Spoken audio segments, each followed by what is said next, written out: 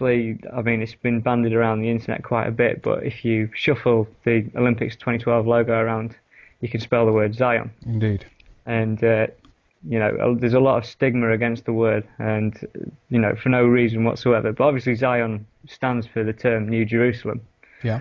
And this got me, having seen the Ian Crane speech and everything, this got me doing my, essentially, you know, I had an urge to start my own research into this. I wanted to find out if what was saying could be proven, kind of thing. Yeah. And, first thing that brought to my mind was the poem by William Blake. And William Blake wrote a poem in the 18th century called Jerusalem. And there's a paragraph, the final like few words in that poem says, "I will not cease from mental flight, nor shall my sword sleep in my hand, till we have built Jerusalem in England's green and pleasant land." So basically, William Blake was a known 18th century esotericist with connections to the Freemasons. And, you know, he was famous for such pieces of artwork as Uriah and the Creator, which is a big picture of, like, kind of, you know, the Creator with a compass opened up like a pyramid. Just like, you know, Freemasonic symbology and stuff. Didn't he reference the Newton in regards to that painting? Have you heard about that? Yeah, there is the Newton painting as well, and Newton is kind of on the, like, lurched over on the floor with his compass. Yeah, definitely. Yeah, That's a different painting of William Blake. It is, okay, yeah. But essentially in that poem, we'd got an acknowledgement from a guy connected with esoteric research that they were intent on building Jerusalem in England's green and pleasant land. And so, you know, we're thinking, like, when we talk about the Olympics 2012, we're talking about something that's been planned for hundreds of years, and there's a lot of proof that I've dug up that can show that. But basically, moving into the Olympics even further, after this talk, and when I got back from this talk in July last year, the first thing that happened was there was a video released by the Olympic Committee, and this was a stadium design video. Welcome to the next stage in our journey to the Olympic and the Paralympic Games in London in 2012. And I will never tire of saying that. The Olympic spirit is about finding the best in ourselves. London 2012 will be that and more.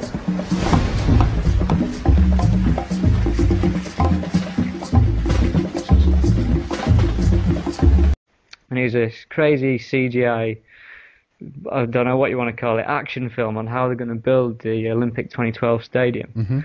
And given what Ian had spoke about with aliens and Independence Day style spaceships and stuff, this has got it all in it. Basically, within 40 seconds of this video, there's 4 chimneys that stand like an 1111, but then it moves into the most significant symbology you could ever see with, like, you know, an Independence Day style mothership for a roof, little UFOs flying all around the London Eye, and then it ends up with robotic streetwalkers in the middle of London stomping around the place, all like towards the Olympic Stadium.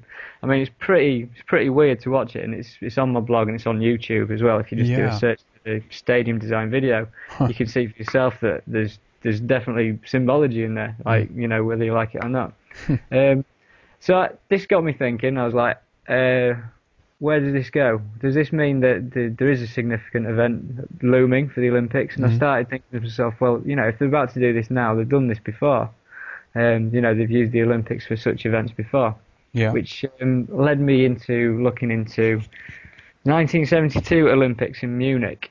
Now, funnily enough, these were the world's first stage for global terrorism. You know, the very first global, like, you know, declared as global terrorism. The first act was in the 1972 Munich Olympics. Indeed, yeah. And these Olympics, there were 11 Israelis killed. So we've got the number 11 there.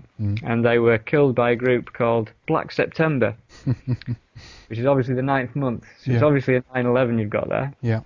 And that particular Olympics were host to 121 countries, which is 11 times 11. So you've got a significant event there with first, like, global stage for terrorism, as it is. Yeah. And then, you know, moving on, I started thinking, well, you know, the year 1984, there's obviously Olympics in that year. And it's synonymous with the George Orwell book of Big Brother and, you know, a completely, you know, oppressive state, if you like, a New World Order kind of background. Yeah.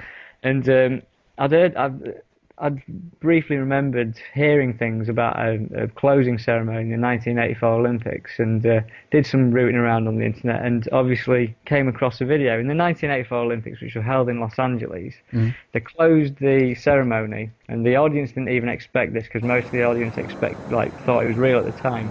It closed with a UFO flying over the Olympic Stadium, kind of communicating with the audience in a Close Encounters of the Third Kind style. The UFO eventually closes down and lands in the center of the stadium. The glow from behind the arena. The spaceship has actually landed. Will they send a messenger? The full moon over Los Angeles. That's the real one. At which point there's a load of smoke, and then this alien gets out and tells the audience that he likes what he sees there. He thinks we have a visitor. The alien himself. That is no one on stilts. That is a man 7 feet 8 inches tall. So you've got this really strange thing out of the middle of nowhere. No one was expecting it, and I don't know how you'd ever connect Olympics with this UFO event in the first place. Yeah. But basically, obviously, 1984 symbolic year, UFO landing. So you start thinking stuff going on. Yeah. Not sure what. I can't really put my finger on things. And at this point, I'd decided to move away from the Olympics for a bit, because I felt that I wasn't going to find much more for the time being. And it got me involved in looking at symbols of sorts, and general symbolism and corporate logos.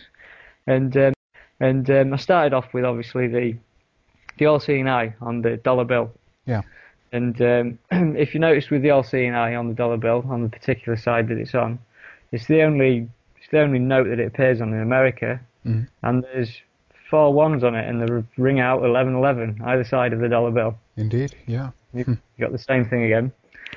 And I was looking at that, and basically started comparing it to other, American institutions, looking at through, the FBI logo, the CIA logo, every single one of them. You can essentially kind of draw out the pyramid without the capstone, and have an eye in the center. The same geometrics work in a lot of the official institutions of America. Yeah. And I wanted to get to the source of where this was, and everyone, generally a misinterpretation is that America was the foundation of all of this. In 1776, and for a while I thought America was the start of all of this New World Order stuff. I didn't think any further than that. My consciousness wouldn't allow it. Yeah. But eventually, came to me, Britain. Obviously, the British founded America. Yeah.